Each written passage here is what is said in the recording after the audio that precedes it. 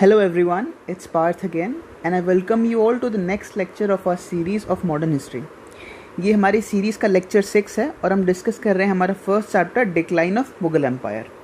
इससे पहले वाले लेक्चर में दैट इज़ लेक्चर 5 में हमने डिस्कस किया था we had started with the causes of decline of Mughal empire. तो causes of decline of Mughal empire करते टाइम हमने अभी तक 4 रीजन्स या 4 कॉजेज डिस्कस कर लिए हैं. सबसे पहला हमने देखा था औरंगज़ेब का एडमिनिस्ट्रेटिव फेलियर.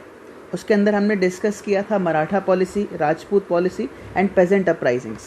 फिर हमने औरंगज़ेब का ही रिलीजियस ऑर्थोडॉक्सी देखा था और हमने देखा था how it damage the Mughal empire.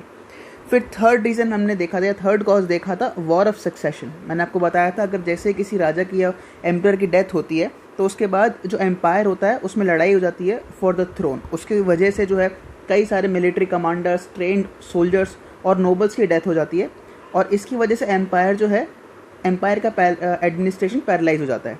फिर फोर्थ हमने कॉज देखा था week later Mughals.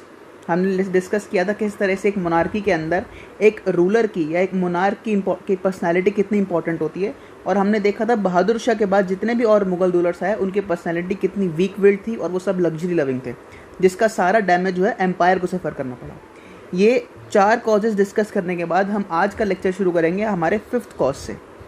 The 5th cause of decline of Mughal Empire was the deterioration of nobility. अब जो नोबिलिटी होती है वो किसी भी एम्पायर की बैकबोन होती है. यानी कि नोबिलिटी का मतलब वो नोबल्स या एडमिनिस्ट्रेटर्स या कोर्टियर्स जो एम्परर के साथ, जो मुगल एम्परर के साथ होते हैं और उसको डिसीजन मेकिंग में हेल्प करते हैं. इससे पहले वाले कॉज में हमने डिस्कस किया था वीक लेटर मुगल्स. मैंने आपको बताया था किस तरह से जो राजा था या एम्परर था वो पर्सनली जो है उसकी पर्सनालिटी या कैरेक्टर के अंदर डिटेरियोरेशन होना शुरू हो गया था. बट ऐसा कहा जाता है कि even if the king is weak his weaknesses could have been overcome. अगर मुगल नोबिलिटी जो थी वो स्ट्रॉन्ग इनफ होती उसकी वीकनेसेस को ओवरकम करने के लिए. ठीक है, the weakness of kings could have been overcome by an alert, efficient and loyal nobility. But ऐसा था नहीं. मुगल एम्परर्स जो डीके हो रहे थे या डिटेरियोरेट हो रहे थे उनके कैरेक्टर के साथ साथ नोबिलिटी का कैरेक्टर भी ख़राब हो रहा था. वो भी ज़्यादा से ज़्यादा सेल्फिश होना शुरू हो गए और लग्जरी लविंग होना शुरू हो गए और उन्होंने ध्यान देना छोड़ दिया एडमिनिस्ट्रेशन के ऊपर. ठीक है, तो हम कह सकते हैं that the characters of nobles as well as the kings was deteriorating. ठीक है, जो नोबिलिटी थे वो ईज लविंग होना शुरू हो गए थे, आराम पसंद होना शुरू हो गए थे. They were completely indulged in excessive luxury loving हो गए थे, अय्याश हो गए थे. कभी कभी तो ऐसा होता था कि बैटल्स के अंदर वो अपनी फैमिलीज़ को भी ले जाते थे. ठीक है, वो इंस्टेड ऑफ फाइटिंग वो क्या करते थे, अपनी फैमिलीज़ को ले जाते थे and they were surrounded by comforts all around them even in battles. Often क्या होता था, now they were poorly educated and even neglected the art of fighting.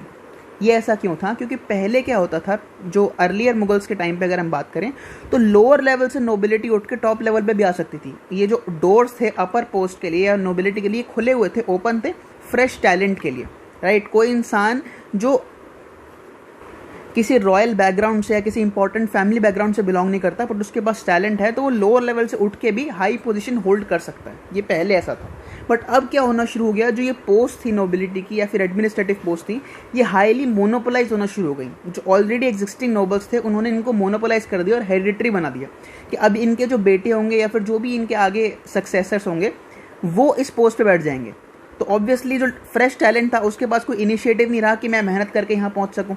ठीक है, इस वजह से वो जो और बेटे थे या फिर और जो लोग थे जिनको पता था कि ऑफिस ऑलरेडी मेरे को मिलने वाला है मेरे फादर के बाद, तो they neglected the art of fighting. तो उनको पता था कि ऑब्वियसली मेरे पास ही पोस्ट आने वाली है तो मैं क्यों पढ़ाई करूं या क्यों मेहनत करूं इसके केपेबल बनने के लिए.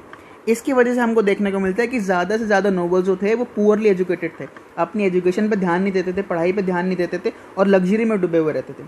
प्लस उनके साथ एक नोबल को या मिलिट्री कमांडर को फाइटिंग बहुत अच्छे से आनी चाहिए, मिलिट्री डिप्लोमेटिक स्किल्स आनी चाहिए, वो सब पे बिल्कुल भी वो ध्यान नहीं देते थे क्योंकि जो ऑफिसेस थे वो मोनोपोलाइज कर दिए गए थे.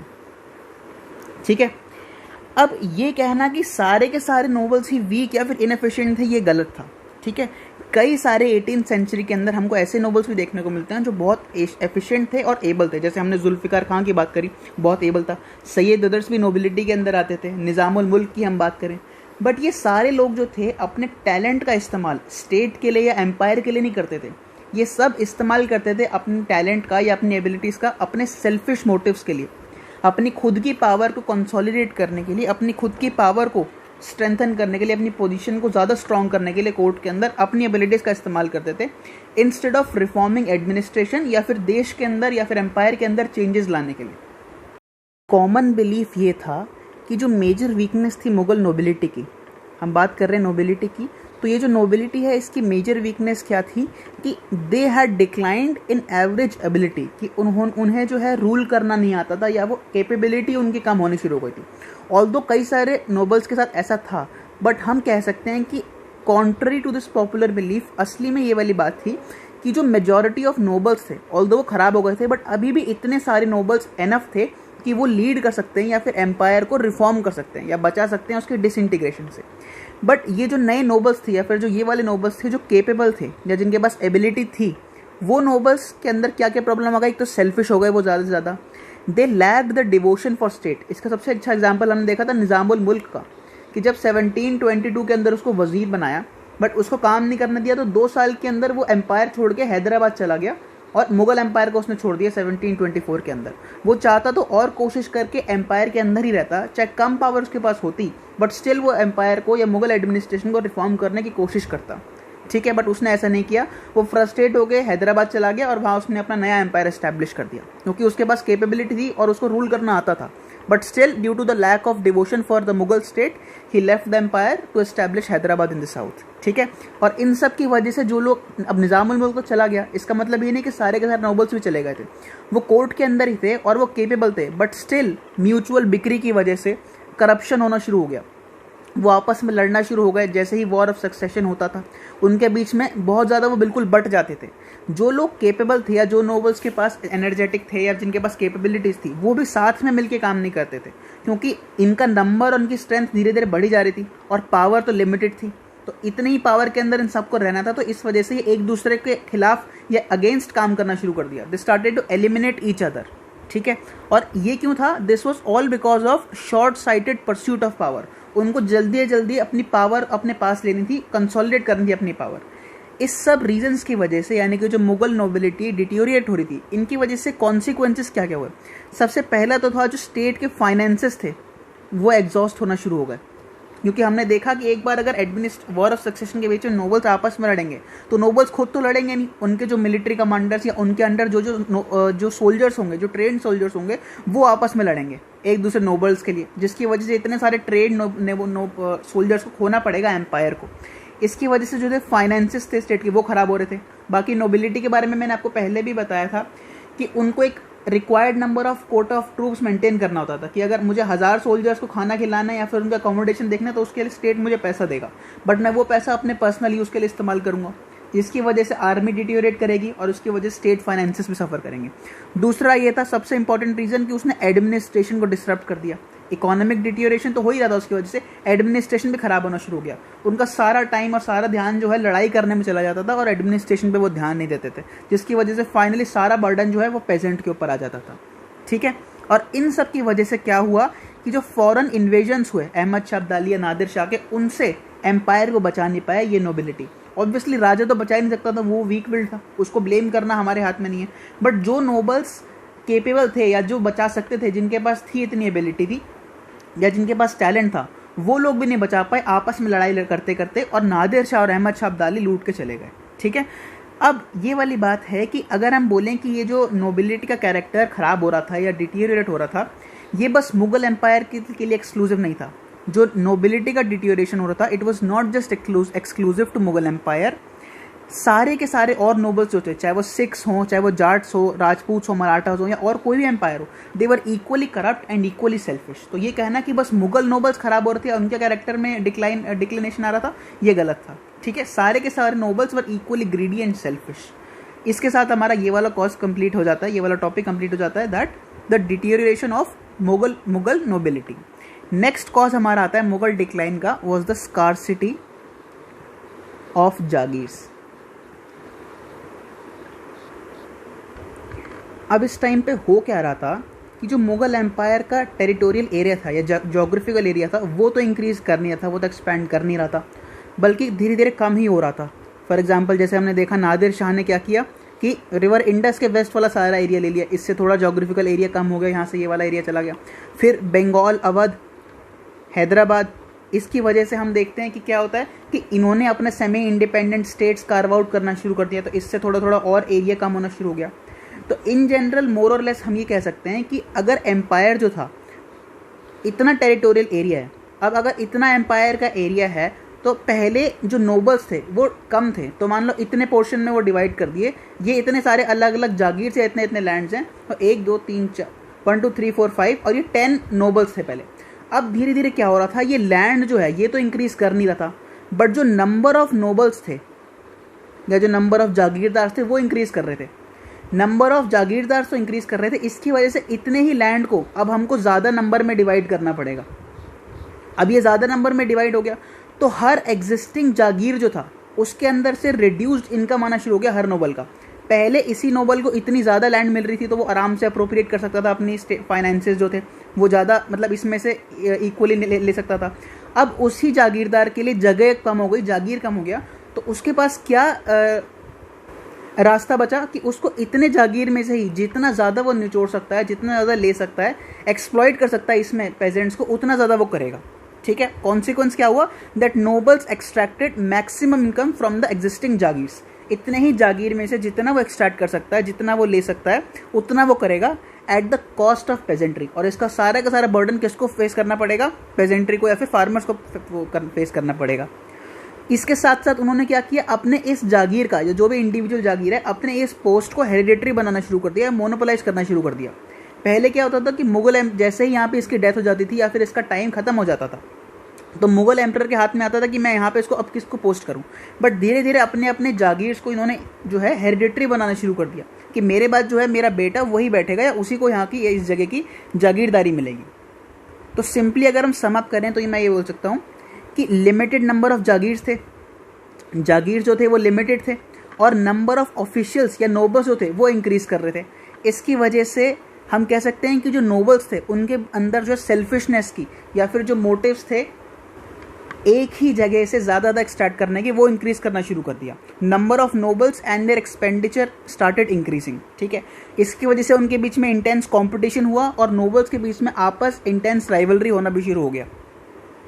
और कॉन्सिक्वेंस इसका क्या हुआ कि जो पेजेंट था उसको ज़्यादा फेस करना पड़ा, क्योंकि नोबल्स के पास अब लिमिटेड टाइम के लिए लिमिटेड जगह है, तो इतने में से ही जितना वो एक्सट्रैक्ट कर सकता है उतना उसने एक्सट्रैक्ट करना शुरू कर दिया और नोबल्स और पेजेंट्री को सफ़र करना पड़ा।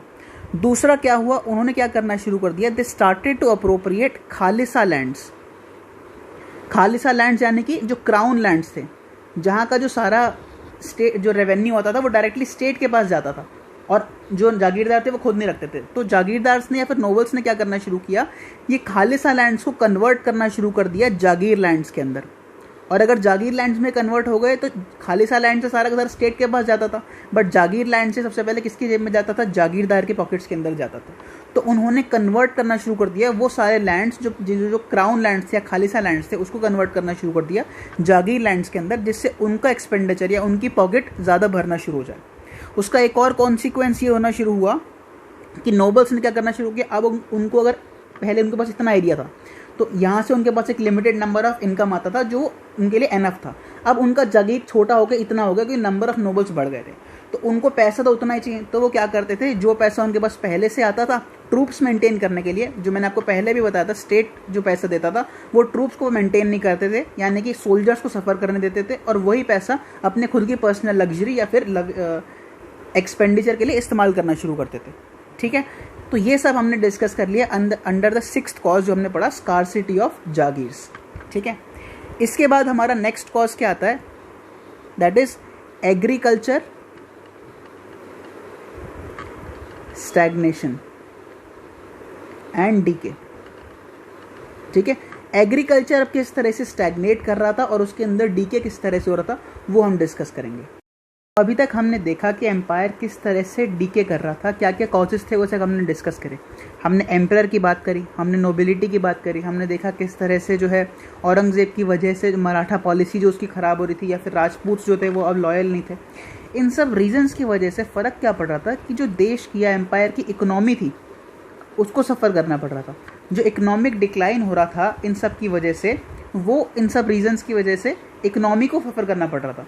अब अगर इकोनॉमी सफ़र करेगी तो स्टेट फाइनेंसेस धीरे धीरे कम होंगे, बट स्टेट फाइनेंस कम होने का मतलब ये तो नहीं है कि जो राजा है या फिर जो कोर्ट है वो कहेगा कि नहीं हम एम्पायर छोड़ देते हैं, देश को तो अभी भी चलाना है। तो इकोनॉमी को सस्टेन करने के लिए इतना ज़्यादा डिक्लाइन होने की वजह से जो इसका कंपनसेशन था या सारा बर्डन या जो सारा प्रेशर था वो किसके शोल्डर्स पे आ रहा था, पेजेंट्स के शोल्डर पे आ रहा था।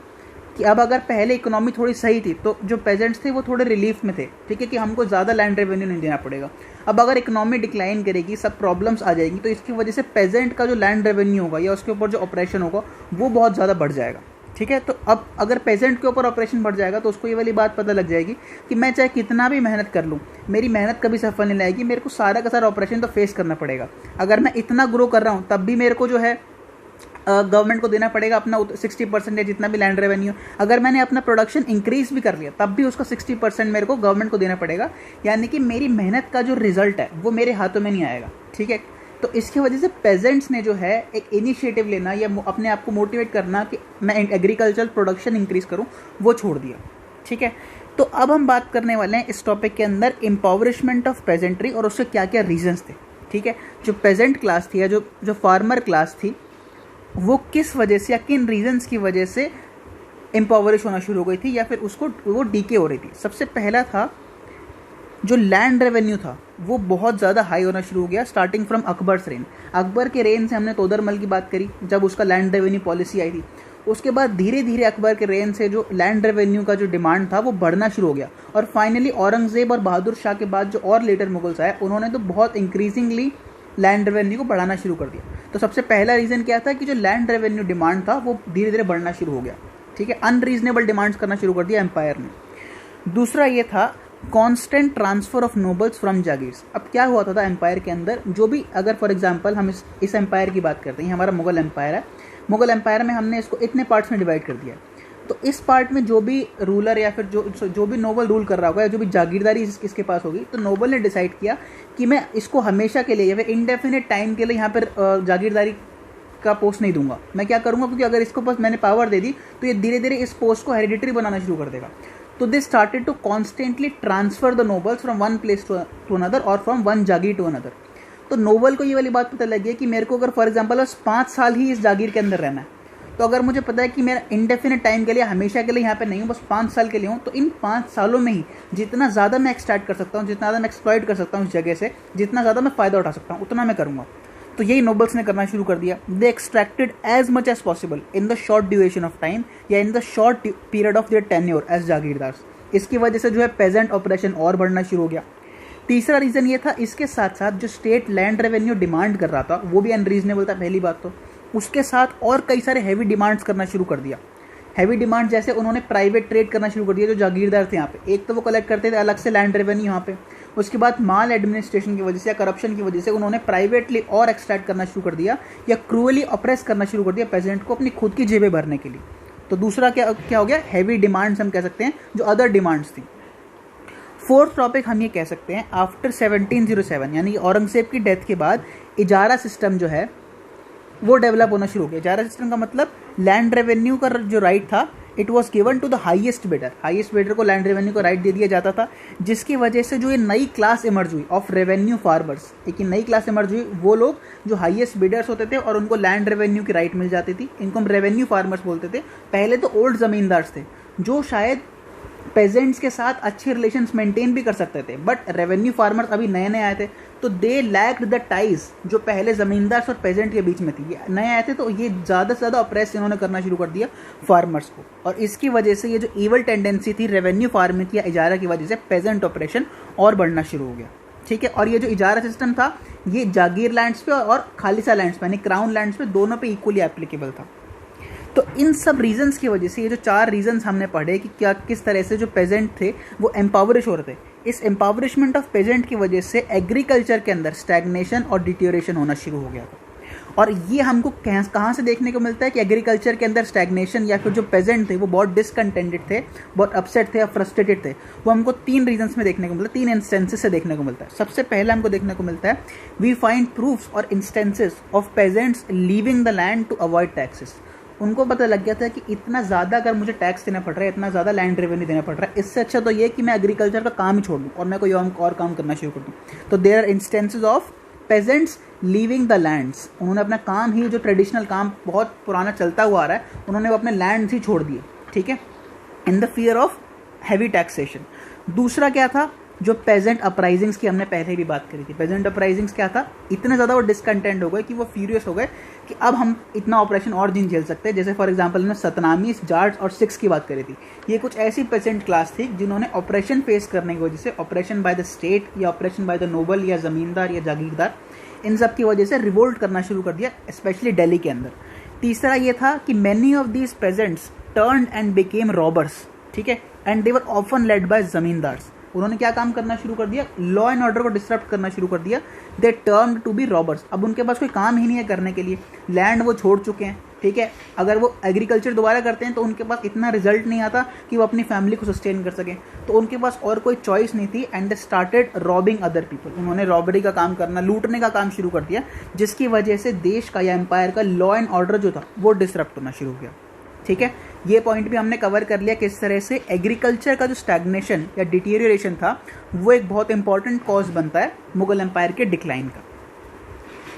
इसके बाद हम चलते हैं हमारे नेक्स्ट कॉज पे। जो नेक्स्ट कॉज था डिक्लाइन ऑफ मुगल एम्पायर का, वो हम डिस्कस करते हैं। जो 8th पॉइंट है, that is trade and industry, stagnation and deterioration.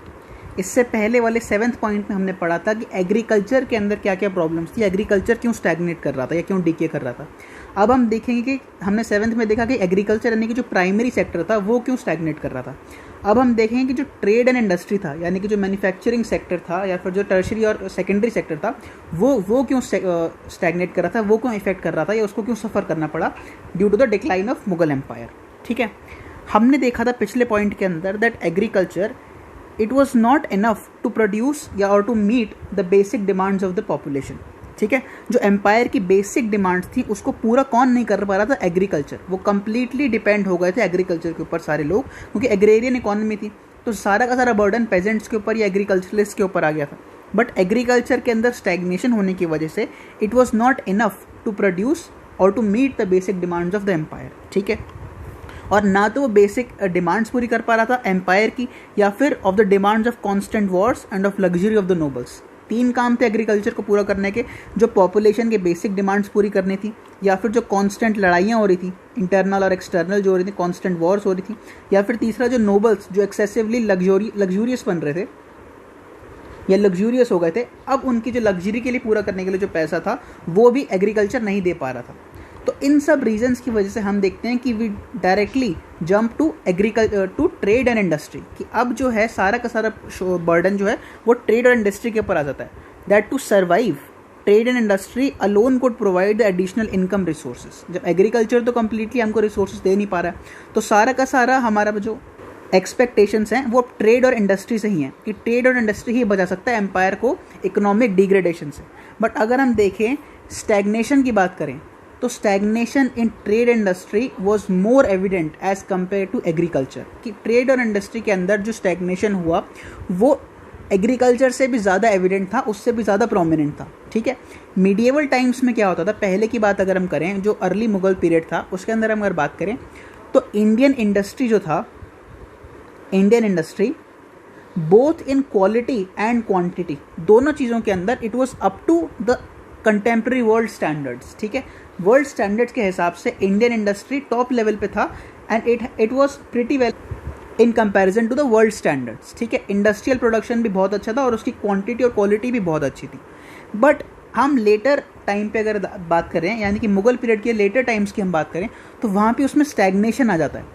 उसके क्या क्या रीजंस थे, सबसे पहला तो ये था, जो यूरोप था उसके अंदर इस टाइम पे इंडस्ट्रियल रेवोल्यूशन हो गया था। इंडस्ट्रियल रेवोल्यूशन की वजह से यहाँ पे मॉडर्नाइजेशन हुआ और इंडस्ट्रियल एक्सपेंशन होना बहुत ज़्यादा शुरू हो गया। इंडिया के अंदर ऐसा कोई इंडस्ट्रियल रेवोल्यूशन हमको देखने को नहीं मिला। तो हम कह सकते हैं कि सबसे पहले इंडिया ने अपने वर्ल्ड स्टैंडर्ड, जो कंटेम्प्रेरी वर्ल्ड स्टैंडर्ड के हिसाब से उसने सेट कर रखा था, वो बार बहुत ऊपर हो गया इंडस्ट्रियल रेवोल्यूशन की वजह से, और India without any scientific advancement उस लेवल को अब टच नहीं कर पाया या मीट नहीं कर पाया। तो हमने क्या देखा कि यूरोप के अंदर इंडस्ट्रियल रेवोल्यूशन हो गया, बट इंडिया के अंदर ऐसा कोई रेवोल्यूशन नहीं हुआ जिसकी वजह से there was no advancement in science and technology. India के अंदर कोई साइंस एंड टेक्नोलॉजी में एडवांसमेंट नहीं हुआ जिसकी वजह से कोई इंडस्ट्रियल रेवोल्यूशन नहीं हो पाया। उसके बाद हम देखते हैं कि इंडिया के अंदर जो मीन्स ऑफ कम्युनिकेशंस थे वो अभी भी पुराने थे और डेकेडेंट थे। वहाँ पे हम देखते हैं कि स्टीम इंजन बनना शुरू हो गया है और बार बार जो साइंटिफिक डिस्कवरीज हो रही हैं उसकी वजह से कम्युनिकेशन के जो मीन्स हैं वो डेवलप हो रहे हैं यूरोप के अंदर और वर्ल्ड के अंदर। इंडिया के अंदर अभी भी जो मीन्स ऑफ कम्युनिकेशन है वो बहुत पुराने हैं और वर्ल्ड स्टैंडर्ड के हिसाब से बिल्कुल अपने आप को मीट नहीं कर पा रहे हैं।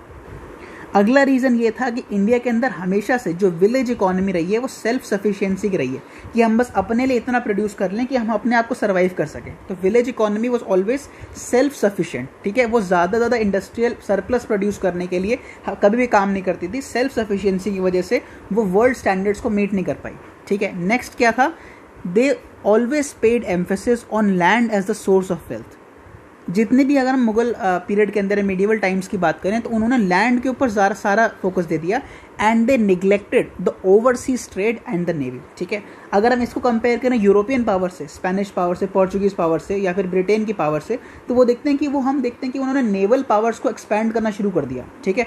सी के ऊपर उन्होंने अपना कंट्रोल शुरू कर दिया जिसकी वजह से उनका ट्रेड बहुत ज़्यादा इंक्रीज हो गया। हमने सारा का सारा ट्रेड का जो एम्फेसिस था वो लैंड पे हम डिपेंड हो गए और हमने अपने सारा का सारा जो ट्रेड था सी के थ्रू या नेवल ट्रेड जो था उसको नेग्लेक्ट करना शुरू कर दिया। और ये एक और रीज़न था जिसकी वजह से हम जो है कम्पीट नहीं कर पाए वर्ल्ड स्टैंडर्ड्स के, जो इस टाइम पे यूरोप में इंडस्ट्रियल रेवोल्यूशन हो रहा है, ठीक है। In the absence of scientific and technological development, हमारे देश के अंदर इंडिया में उस टाइम पे साइंटिफिक एंड टेक्नोलॉजिकल डेवलपमेंट नहीं हो रहा था और उसकी वजह से India lagged behind Europe economically and politically. तो ये रीजंस थे, हम देख सकते हैं कि ट्रेड एंड इंडस्ट्री इंडिया के अंदर किस वजह से डिक्लाइन करती है, ठीक है। हमने क्या क्या रीजंस देखे। सबसे पहले क्या था, यूरोप में इंडस्ट्रियल रेवोल्यूशन हो रहा है। ऐसा कोई इंडस्ट्रियल रेवोल्यूशन इंडिया में नहीं हुआ जिसकी वजह से जो पहले कंटेम्प्रेरी वर्ल्ड स्टैंडर्ड्स के हिसाब से इंडिया का जो इंडस्ट्रियल प्रोडक्शन था वो बहुत अच्छा था। अब वो वर्ल्ड स्टैंडर्ड्स बहुत ऊपर हो गए और इंडिया उसको टच नहीं कर पाया। दूसरा क्या था, यहाँ पे मीन्स ऑफ कम्युनिकेशन जो थे वो खराब हो गए इंडिया के अंदर, यानी कि डेकेडेंट ही थे, उनमें कोई एडवांसमेंट नहीं आया। फिर हमने क्या किया, हमारी जो विलेज इकोनॉमी हमेशा से रही है, हमारी सेल्फ सफिशिएंसी की रही है कि हम अपना पेट भर लें और हम ज़्यादा एक्सपैंड करने की कोशिश नहीं करते, अब उसको एक इनकम सोर्स बनाने की कोशिश नहीं करते। फिफ्थ रीज़न क्या था कि हमने ज़्यादा एम्फोसिस देना शुरू कर दिया लैंड ट्रेड के ऊपर and neglected the naval and sea trade, ठीक है। इन सब रीजंस की वजह से इंडिया जो था वो लैग बिहाइंड करना शुरू हो गया यूरोप के अंदर और Europe was finally successful in subjugating the Indian powers, ठीक है। इसके साथ हम जो है अपने 8 कॉजेज़ कंप्लीट कर चुके हैं। नेक्स्ट वीडियो में हमारे लास्ट जो 2-3 कॉजेज़ बचे हैं वो उनको हम कवर करेंगे और इस चैप्टर को एंड करेंगे। I hope you like the lecture and if you did then give it a thumbs up and subscribe to the channel. Till then have a nice day, good luck.